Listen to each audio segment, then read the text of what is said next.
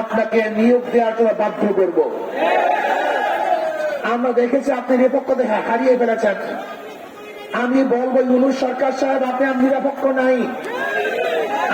আপনি নিরপেক্ষতা হারিয়ে ফেলেছেন। আন্দোলন করেছি আমরা, সংগ্রাম করেছি আমরা, রাস্তায় ছিলাম আমরা, বুলেটের সামনে ছিলাম আমরা, ট্যাঙ্কের সামনে ছিলাম আমরা, রাস্তায় জীবন দেওয়ার জন্য প্রস্তুতি নিয়েছিলাম আমরা। আর আপনি কাদেরকে নিয়ে ঘোরাফেরা করেন যারা স্পষ্ট বলেছে এই ছাত্র জনতার আন্দোলনের সাথে আমরা সম্পৃক্ত না, তাদেরকে গুরুত্ব দিবেন। আর যারা রাস্তায় নেমেছিল জীবন দেওয়ার জন্য তাদেরকে আপনি উপেক্ষা করে চলবেন। আপনি নিরপেক্ষ নন, আপনি নিরপেক্ষতা হারিয়ে ফেলেছেন, কোন একটা দলের দিকে ঝুঁকে পড়েছেন।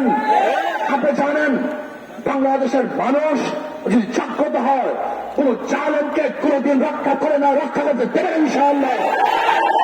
আমি স্পষ্ট ভাষায় বলে দিতে চাই, বাংলাদেশের প্রত্যেকটা শিক্ষা প্রতিষ্ঠানে কওমি মাদ্রাসা সহ যে সমস্ত আলেমরা সহি আকীদা বিশ্বাসী, সহি শুদ্ধ ভাবে কোরআন তেলাওয়াত করতে পারে এরকম শিক্ষককে নিয়োগ দিতে হবে।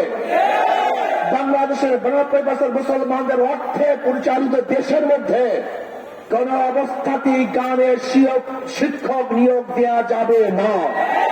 এই প্রজ্ঞাপন বাতিল করবেন। যদি এরপরে দুঃসাহস দেখান, যদি বাংলাদেশের প্রাইমারি লেভেলে আপনি গানের শিক্ষক দেওয়ার দুঃসাহস দেখান, তাহলে বাংলাদেশের জনগণ ঐক্যবদ্ধ হয়ে আপনাকে চেয়ার থেকে নামিয়ে দেবেন ইনশাআল্লাহ। আপনি চ্যালেঞ্জ দিতে পারেন আমাদের থেকে, আমরা চ্যালেঞ্জ দিলাম। আজকে বাইতুল মুকাররমে যে সমস্ত মানুষগুলি নামাজ পড়েছে, আল্লাহকে সিজদা দিয়েছে, যদি আমরা এই বাইতুল মুকাররমের মানুষগুলি, মুসল্লিগুলি যদি ঐক্যবদ্ধভাবে আন্দোলন করি, তাহলে ইউনূস সাহেব আপনি একদিনও দেখতে পারবেন না। আমি বারবার আপনাকে একটা কথা বলি, আপনার সুখে থাকতে ভূতে গিলায় কেন? আপনি ভালো আছেন, ভদ্র মানুষ, শিক্ষিত মানুষ, আমাদের দেশের গৌরব, আপনি ভারতের এজেন্ডা পালন করবেন কেন?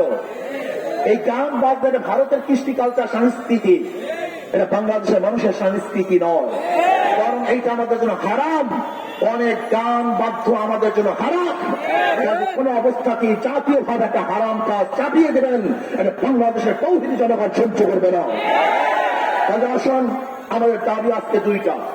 একটা হলো বাংলাদেশের প্রত্যেকটা প্রতিষ্ঠানে ধর্মীয় শিক্ষক এবং ধর্মীয় পরীক্ষা 100 মার্কের নিতে হবে। আপনি আইন রাখবেন যে ধর্ম শিক্ষা দেওয়া হয় কিন্তু পরীক্ষা নেবেন না। এই সমস্ত ধ্বজাদারি ধোঁকাবাজি আইন আমরা পছন্দ করি না। যেখানে ধর্মীয় কিতাব থাকবে, বই থাকবে, 100 মার্কের পরীক্ষাও থাকবে এবং তার শিক্ষকও থাকবে। আর বাংলাদেশের জনগণের উপরে এই 92% মুসলিমদের উপরে কোন অবস্থাতে গানের শিক্ষক চাপিয়ে দেওয়া যাবে না। এবং নাস্তিকতাবাদের যত থিওরি আছে, যেখানে ডারউইনের থিওরি, এই ডারউইনের থিওরি, ঈমান ঘাতক যে থিওরিগুলি আছে বাংলাদেশের কোন পাঠ্যপুস্তকে, সেই সমস্ত নাস্তিকের পক্ষের ইসলাম বিদ্বেষী থিওরি থাকতে পারবে না। আসুন, এখন আমরা প্রতিবাদ জানাবো। এবং যে সমস্ত ট্রান্সজেন্ডার সহ যে হাবিজাবি আমেরিকার এবং পাশ্চাত্যদের থেকে আনা সংস্কৃতি আমাদের বাংলাদেশের মানুষ কোন অবস্থাতেই সহ্য করবে না। কাজে সচেতন হন।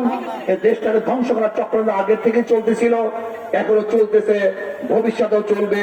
আর বাংলাদেশের মুসলমান আগের থেকে সজাগ ছিল, এখনো সজাগ আছে, ভবিষ্যতে ইনশাআল্লাহ তারা সজাগ থাকবে। আন্দোলন সংগ্রাম করে সমস্ত বাতিলদের সমস্ত কালো হাতকে ভেঙে চুরমার করে ফেলবে ইনশাআল্লাহ। আল্লাহ আমাদের সবাইকে কবুল করুন। এখন